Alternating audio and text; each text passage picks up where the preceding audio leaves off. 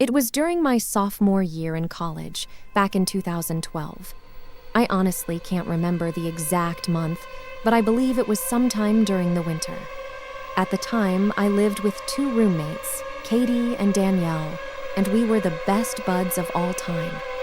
We had just moved into our first off-campus house and were reveling in the freedom of being out of the dorms. With this newfound freedom came some experimentation with drugs and alcohol. The three of us began hanging out and partying with a group of people who eventually got into harder drugs like cocaine and Molly, etc. Katie and I decided after a while that all of this partying was jeopardizing our health and our schoolwork, so we backed off on the drugs. Danielle, however, decided to continue experimenting and became more aggressive. I should note that I hold no judgment toward drug use whatsoever, but I include it because I believe it may be a crucial component of the events that followed. The saga started on a weekend when we all decided to go to a party one night and got separated from each other. I had made arrangements to leave the party early, so Danielle agreed to walk with Katie back to the house. We were always adamant about the buddy system at night. However, on that night, it failed. Danielle left the party with someone, leaving Katie to walk home by herself. She was unfortunately followed by a strange man. To this day, I deeply regret leaving that night, but I've come to terms with my past decision. I came home the next morning, and Katie filled me in on the previous night. She was very upset, which was out of character for her. She told me that she had texted Danielle at some point during the night, telling her that she was very bummed out about having to walk home alone. Katie was frustrated, and her text was blunt, but Katie and I just figured that Danielle would either brush it off or apologize, and things would move on. But that did not happen. Danielle flipped out and became completely enraged. She responded very defensively and told Katie, in very colorful terms, to basically, off and get over it. We thought it was pretty odd and hostile, but tried to carry on with our lives and not overthink it. One Monday, Katie left the house to go to work on campus, and I went to my afternoon lecture.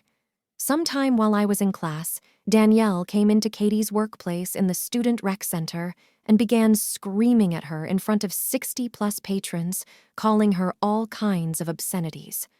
She was escorted out of the building by security and somehow made her way back to our house. I should also note that Danielle's mother was visiting this week and was with her the entire time. I believe she was terrified of her daughter, which is why she never intervened. By the time she arrived at home, I had returned from class and was making food in the kitchen. At this juncture, Danielle's rage was centered on Katie, not me. I tried to let the two of them work it out without my intervention, but Danielle cornered me in the kitchen and told me how angry she was with Katie. I had never seen rage in someone's eyes like that. I refused to engage with her and returned to my room in the back of the house. I sat on my bed and took some deep breaths. That's when I heard Katie coming up the side yard. She was crying on the phone with her mom, telling her what had just taken place at work. I immediately felt this horrible pit in my stomach as I knew they were about to confront each other again. The door opened and Katie walked in. I was still in my room when I heard them start yelling at each other. Katie stood up for herself, telling Danielle that she was way out of line, and Danielle retorted with more obscenities. The yelling turned into full-on screaming, and I had finally had enough, so I went into the living room where they were arguing. Danielle's mom was there as well. I told Danielle to knock it off and leave, to which she told me to go myself. This gave Katie time to try to bolt into her room, but Danielle followed her and slammed Katie's hand in the door as she was trying to barricade herself. Things had gotten way out of hand. I went outside on our front porch, and Katie followed me outside a few seconds later. We heard Danielle's blood-curdling screams down the street. We were totally shell-shocked, but grateful to our neighbors for helping us out until the police came. We saw the cops show up a short time later, along with a crisis unit. They detained Danielle and drove her to the hospital where she was put on psychiatric evaluation. Katie and I never saw Danielle again, and we stayed with some mutual friends for a couple of weeks before returning to that house. We moved out at the end of that year as the place harbored too many bad memories for us.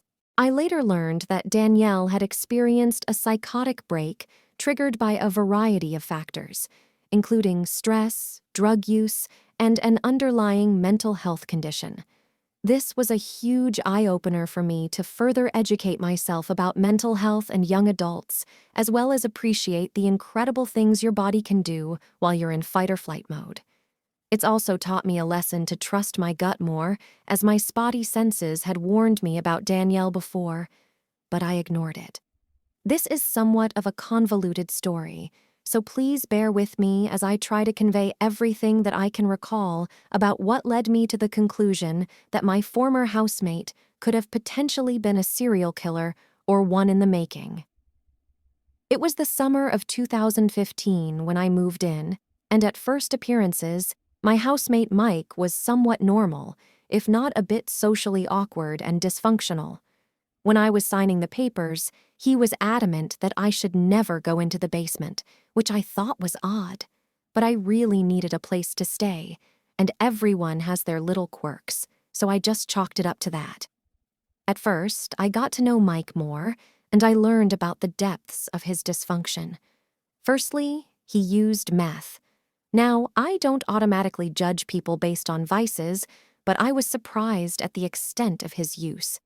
He was probably the first person I knew who used meth and balanced a full-time job and enjoyed a decent amount of success. The reason this is important to the story is that when he would be around the house, drinking and using, he would start to run off at the mouth, joking that if I smelled a lie coming from the basement, I shouldn't think anything of it. It was probably the third time he said this that I asked him why he kept saying that. He responded with, "I use chemicals to clean up after the bodies," with a creepy grin on his face. I tried to chalk it up to a bad sense of humor, but it didn't sit right with me. He was also very particular that I let him know about my coming and going and my work schedule.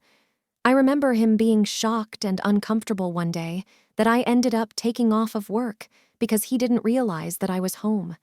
I remember that day because there was a lot of clanging and what sounded like muffled shouting coming from the basement. His car was in the driveway, but he was not in the main house or his bedroom. On other days, he would play very loud music that bumped through the entire house. Sometimes, he would even play NPR talk radio at very high volumes. In retrospect, I think he may have been trying to mask sounds he would make. He would make remarks about sex workers saying, "You can do whatever you want. You can choke them or beat them to death, and nobody cares." I took exception to this, telling him that I thought that was messed up. When he would get to tweaking, he would always come back around to alluding to the same kind of violence, talking about how he was a normal guy who owned a house and had a good career, so the police would never suspect him. At this point, I think he had gone too far to simply be joking. I was in a weird position. Money was tight at the time, and I didn't have very many options. I tried to convince myself that even if he was messed up, he probably was just engaging in some outward fantasism. I knew that he would acquire the services of sex workers on occasion, but again, I don't judge that kind of activity at face value. But I was becoming concerned. One day, when I was doing laundry, I caught a whiff of decomposition. The house we were in was in southeast Portland and was relatively new. Having grown up in upstate New York, I knew that animals can sometimes be trapped in the walls and die, but this was in the garage. There were no animals scurrying about. This was both strange and telling to me. I considered carefully what to do and decided that I would confront him about the smell. I decided to pose the question in a somewhat suggestive way by expanding on his jokes. I told him that he needed to do a better job of cleaning up the bodies because I could smell the decomposition from the garage. I will never forget his reaction. His eyes widened, and he shot me a sharp glare, somewhere between fear and anger. He stumbled over his words and eventually responded with, "What? Really?" There was a few seconds of awkward silence before he said, "Thanks for letting me know." He then promptly went to his bedroom and closed the door. A few days after that, he went into the upper crawl space in the garage while I was doing laundry. He called for me and was trying to convince me to come up to the crawl space. My body locked up. My instincts were screaming at me that if I went up there, I would not come back down. I gave him some excuse about having to go somewhere, packed up my laundry, threw it to my room, and quickly left. He spent a lot of time in the padlocked basement without a doorknob. The only way inside was through the backyard. I wish I would have gone down there, in retrospect, to either confirm or dismiss my suspicions once and for all. In the last couple of months of living there, I was subjected to more graphic comments about women and sex workers, explicit talk of sexual violence, and he was also using more and more. He once showed me a video he made, which featured heavy bondage themes interspersed with sounds of distorted screaming and this strange layering figure in a plague doctor costume. It was one of those situations where any one of those things by themselves may be innocuous, but as they accumulated together, they became a disturbing piece of art. It was October of 2016 when I finally left, taking off to a Native American reservation for a pipeline protest. There were mixed feelings of a call to action and wanting to get out of that house any way I could. I gave him notice that I was leaving. My last night there, he was drinking and tweaking again and eventually started in on the same conversation, loosely describing murder and sexual violence in the tone of some sort of edgy joke. I told him they're going to catch you eventually, I said, not holding back my suspicion anymore. He reiterated that he was the last person that the police would ever suspect and asserted that they would never catch him. He said this in a very serious and concise way, dropping the pretense altogether. I left the next morning. This haunted me for months, more than a year and a half. It felt as though I hadn't done anything, and the guilt was eating away at me. So I called the Portland Crime Stoppers and put in an anonymous tip. When I did, the operator started going back and forth, putting me on hold because the phone call had piqued the interest of the police sergeant who was assigned to the call center. They were asking me detailed questions about his vehicle, the house, the methods he described, etc. It seemed like they had taken an interest. I gave them as much information as I could and left it at that, feeling just a bit better that I had at least tried to do something about it. Fast forward to recent times, I told my mother all about this, and she became very interested, asking what house this was. She ended up pulling it up on Google Maps and put it up on Street View. I noticed that there was a large enclosed trailer sitting in the driveway that wasn't there before.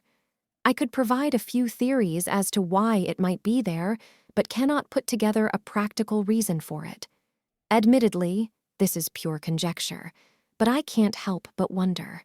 I doubt I will ever get closure or have my suspicions validated unless he finally gets caught and arrested. This happened over the course of a year when I was between 15 and 16. I'm 20 years old now, and it's only been recently revealed to me just how messed up the situation really was. I was obviously still living at home at the time, but my sister, who was 7 years older than me, had moved out and was living with her now husband, his high school best friend, and some guy they met through one of those roommate finder sites. It was kind of the reclusive, nerdy type who preferred hiding in his room, watching Star Trek, and playing computer games rather than hanging out with the other roommates. The only person he ever really seemed to want to be around was his similarly shy and nerdy girlfriend. For a bit of context to the story, I'll refer to the normal roommate as Frank, the strange roommate as William, and his equally strange girlfriend as Amber. Now, my sister and I have never really had the best relationship with our parents, and at this point, things were especially rocky. Our mother was dating a guy who was, to put it kindly, an abusive sack of who seemingly hated me and would find any excuse to go off on me. As a result, I spent a lot of time over at my sister's place. It was around this time that William and Amber started to get very strange. As I mentioned earlier, the two of them were always kind of odd. They only ever seemed to want to talk to each other and would even go as far as to ignore anyone else who tried to speak to them. Amber was far worse than William in this regard. He would at least give you brief responses most of the time. Amber had a creepy habit of just blankly staring at you for a couple of seconds, then walking away if you asked her a question or tried to engage in conversation at all. It was a disconcerting behavior that sent chills down my spine. I couldn't help but feel that there was something deeply unsettling about this couple. The situation took an even darker turn when I started staying at my sister's place. I would sleep on a futon in Frank's office, which was conveniently located next to the downstairs bathroom. Amber, for some strange reason, preferred using the downstairs bathroom over the one upstairs, and she took late-night showers that, at first, seemed harmless. The unsettling memories of that period still haunt me, and I can't help but wonder what might have transpired had I delved deeper into the mysteries of that house, or if William and Amber's actions were more sinister than we could ever imagine. The disturbing encounters with the enigmatic roommates, the chilling shower time incidents, and the unnerving surveillance left me with an indescribable unease. It was as though I had stepped into a twisted world where boundaries and normalcy no longer applied. The ominous shadow of suspicion and dread remained with me long after I had left that place, a constant reminder that evil can lurk in the most unexpected corners of our lives. I can only hope that these unsettling experiences serve as a cautionary tale, urging us to trust our instincts and never underestimate the darkness that may reside behind a seemingly ordinary facade. And so, as we step back into the light of our everyday lives, let us remember to be vigilant, for the world is often a much stranger and more terrifying place than we care to admit. The chilling echoes of these stories are a stark reminder that sometimes the most terrifying tales are the ones that are all too real,